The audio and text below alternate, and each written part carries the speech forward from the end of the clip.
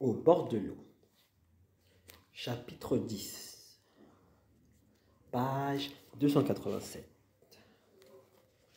Partie 66. La tourmente de neige avait redoublé de violence.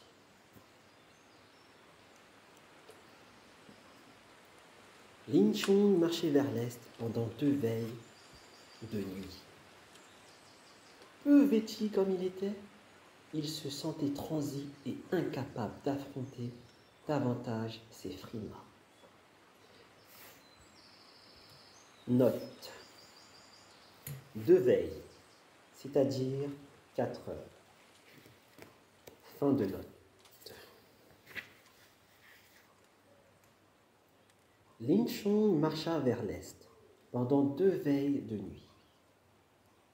Peu vêtu comme il était, il se sentait transi et incapable d'affronter davantage ses frimas. Scrutant le paysage couvert de neige, il vit qu'il avait mis une bonne distance entre lui et l'incendie. Devant lui, il y avait quelques bouquetons épars et des arbres aux branches entrelacées. Au loin, il distinguait plusieurs chaumières écrasées sous la neige par des brèches d'un mur. On voyait briller la lueur d'un feu. Lin Chong marcha dans cette direction et arrivé devant des chaumières, il poussa la porte.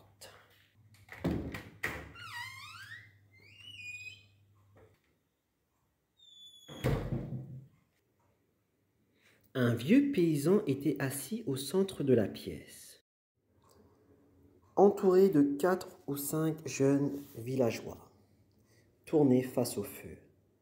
Dans un chauffe-panse flambait un pétillant feu de bois. Lin Chong s'avança et dit :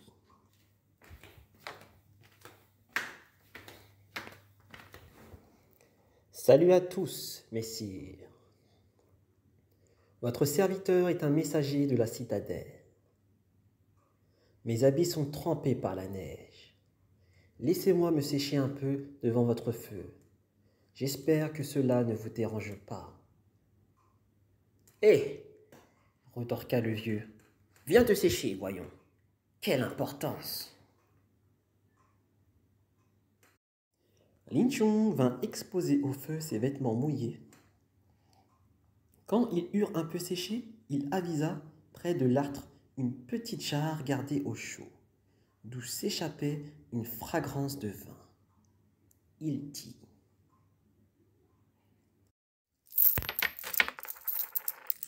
« J'ai sur moi un peu d'argent. Serait-ce vous importuner que de vous demander un peu de vin ? » « Nous autres, dit le vieux paysan, nous nous relayons chaque nuit pour surveiller les remises de riz. Présentement, c'est la 4e veille, et juste le moment où le froid est le plus vif. Il ne nous reste même pas assez de vin pour nous-mêmes. Comment voudrais-tu que nous t'en donnions ? Inutile d'y compter.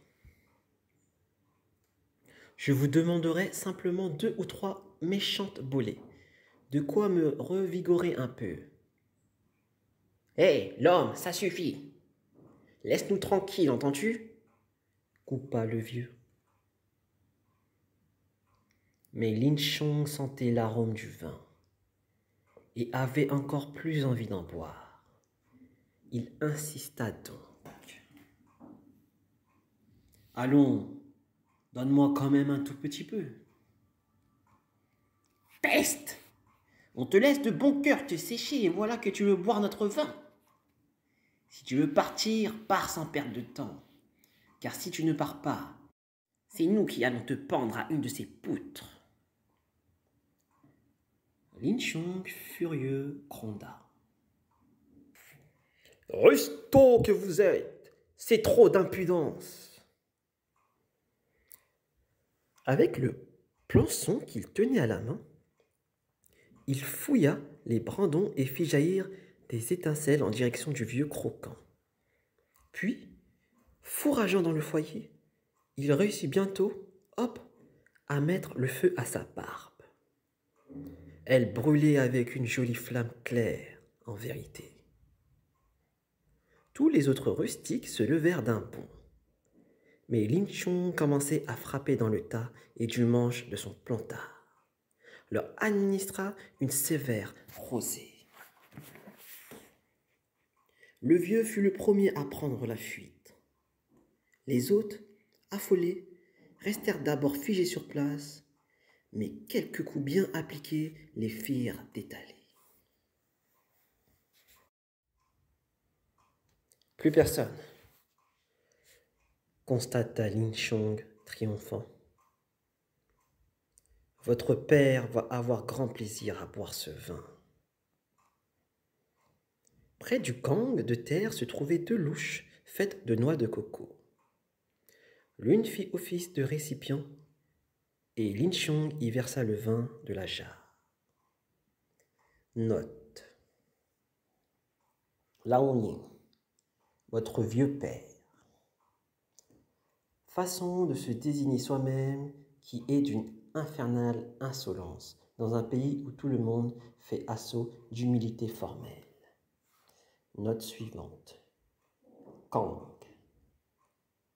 Sorte de vaste estrade de briques ou de terre battue, qu'on recouvre de nattes ou de tapis, et qui est ingénieusement chauffée par-dessous grâce à un jeu de conduits aménagé au ras du sol, où circule l'air chaud provenant de la combustion lente d'un mélange de poussière et de charbon, voire d'alcool.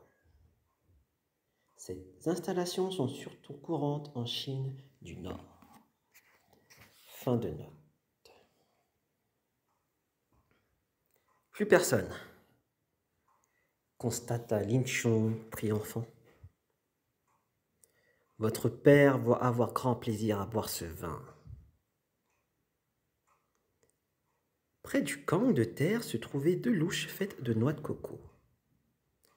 L'un fit office de récipient, et Lin Chong y versa le vin de la jarre. Il but puis, en laissant la moitié, il reprit son arme pour partir. Un pas trop haut, un pas trop bas. Il avança en trébuchant, en vacillant, en titubant. Et avant qu'il eût fait un lit, une rafale de vent le jeta définitivement à terre. Il roula dans un ravin.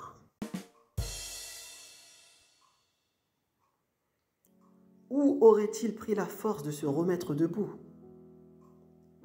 La plupart des ivrognes, c'est connu, sont incapables de se relever. Et à ce moment-là, ivre, Lin Chong l'était. Il resta vautré dans la neige.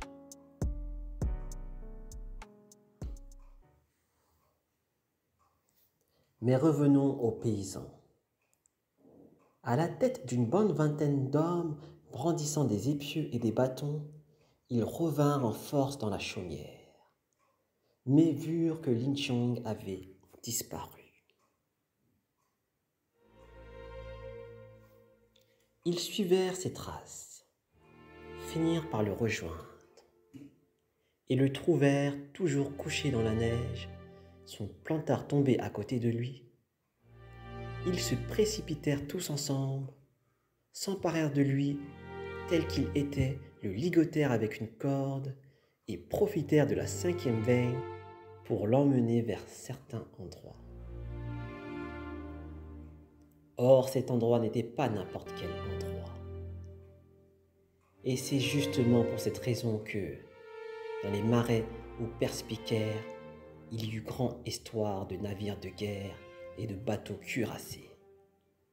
Que dans les repères des paludes, plusieurs dizaines de braves et redresseurs de tort un jour furent assemblés. Pour tout dire, à cette évocation, un ruelle de mort vous fige sur place. à cette narration, un frisson d'horreur jusqu'aux os vous glace. Quel était donc cet endroit où la bande des paysans mena Lin Chong, tête de léopard? Continuez à lire pour votre part, nous vous le dirons sans retard.